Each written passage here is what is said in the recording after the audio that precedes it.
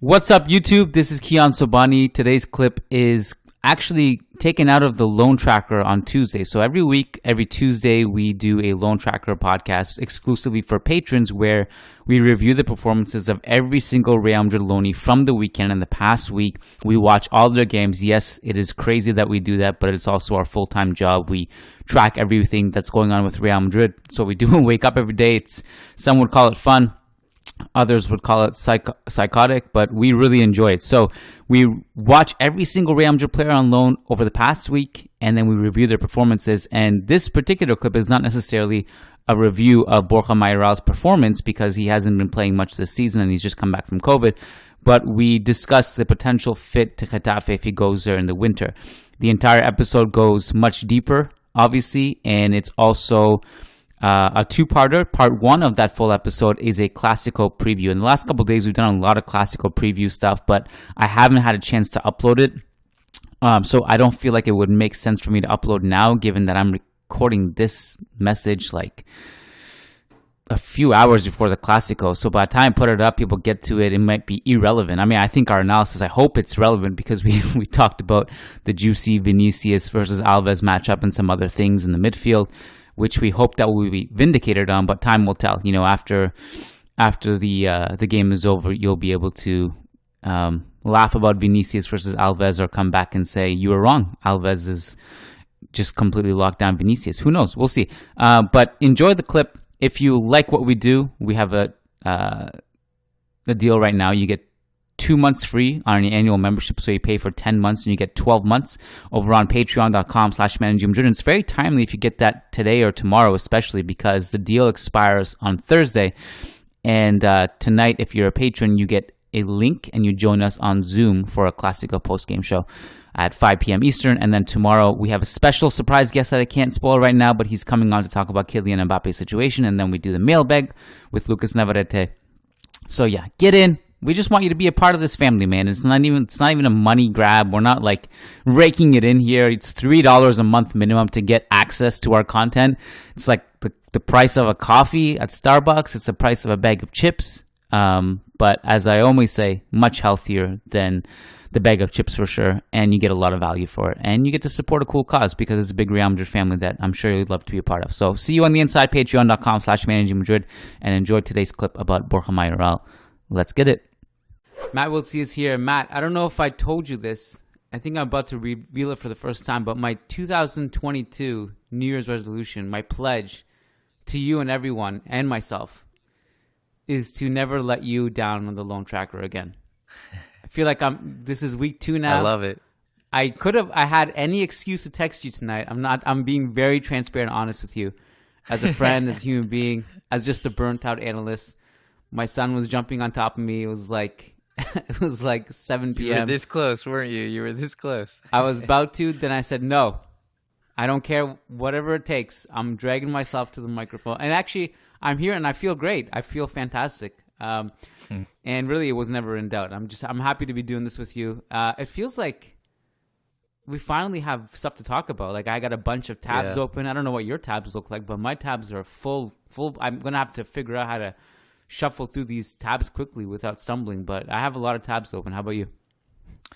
Yeah, I put all the notes in my phone, and so I separated it out by each player, and I finally have like a full long note here with every player broken out into different games. So yeah, it's nice. It's nice to be kind of back to the normal business, and not to jump ahead, Mayoral might be going to Getafe, so that could add to this list. Can we start there, actually? Yeah. In terms of a fit there, what do you think? Is that a good destination for him? I was thinking about this earlier today, and I'm just like, I'm not excited about it. I mean, I'm happy he's probably going to start and play, but it just feels like after how well he did last year, he topped our Loan Tracker rankings at the end of the season, had 17 goals, was killing it for Roma, which is a solid team in Serie A, playing in the Europa League, killed it in the Europa League, like just did so well last season. It felt like he found the right environment, the right home, and we wanted him to stay there and just maybe like make a career at Roma. And even if that meant finally having a permanent transfer from Real Madrid, like this was the right place for him in the right environment. And then, of course, all goes to waste with the arrival of Jose Mourinho. And Jose does what Jose does, and Mayoral doesn't play at all, and he's now on the outs. And it just feels like this is a step down in Mayoral's career. Like Getafe, I feel like he's moved on from that after last season. And this team, I know they're a little bit different under Quique Sanchez Flores, but he's actually made them more, I would say, closer to the team that played like Bordalas than the team that played like Michel's Getafe. And so I just think he's gonna be starved of service. Like the quality is just not gonna be there. He's in a relegation battle. Like it's gonna be a slugfight for him, and it just feels like a step down in his career.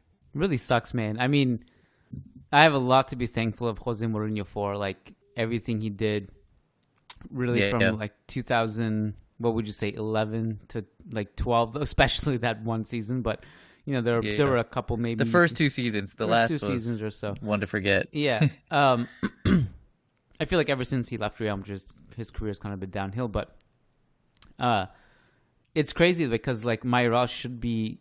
If this feels like a step backwards, given where he was in the discussion last year, this feels like, and it kind of is not his fault. Like I mean, we can talk about, we can't necessarily say that he's a victim and life is unfair, because that's what it is. None of this is easy. Everybody has to go through ups and downs. You can't just have perfect luck through your whole career. You have to fight for it. I'm not saying that it should be handed to him, but he was on a really good path under Fonseca. Now, the thing with Getafe is like it's kind of like meh. It's kind of like we felt this way about Kubel going to Getafe last year, where it's like, okay, if he's not playing at Villarreal, then going to Getafe, like what does that look like? Because it was such a defensive team under Bordalas, and how would that accentuate his qualities? Then we said maybe he'll learn a thing or two defensively that he wasn't, that Emery wanted him to learn, that he wasn't catching on to at Villarreal. And then now you fast forward Mayoral going there. I mean, it's not the worst, because could it even get worse than what's going on at Roma right now? Could it? I don't know. I mean, there was that little bit of a brief period where he was playing as a starter alongside Abraham. I don't know if that was a blip, that was an anomaly. He did that 2 games in a row. Now, admittedly, he's just coming back from COVID now, so I don't really know. But it's hard to say. He didn't start against Juve. He came on the 87th minute. But Getafe have the lowest expected goals in the league, and they are still scoring less than that somehow. You would think Mayoral would help there. I mean, even if like he's not going to be served chances, his skill set alone can also help them get into the final third. So it's a no-brainer signing for Getafe, at least we can say that. Yeah, yeah. I mean, I don't think there's any doubt that he'll be a starter and that he'll get plenty of game time, which he's obviously not getting at Roma. It just, especially there were prior to this move, he was linked with Fiorentina and I think Real Betis at one point. Maybe that was in the summer before William Jose signed. But like he had some bigger clubs rumored, and so that was like those types of moves I was kind of hoping for rather than the Getafe move. It's not to like be too sour on this, but like it's just he's done well enough that we feel like he's above Getafe at this point.